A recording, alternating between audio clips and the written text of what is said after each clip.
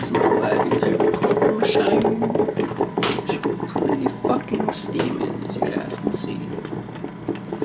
Turns off in December. I'm basically just cleaning it over some stuff, so we're just gonna show you guys how to do it. Come on, turn off. So you have to click the light with turn off when it's done.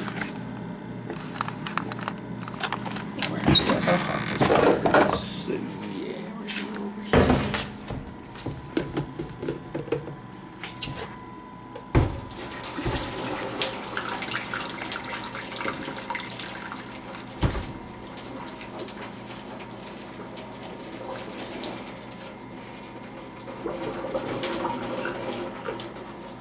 Yeah, so just gonna show you that here quickly, you guys can see. So yes, my coffee maker is pretty steamy.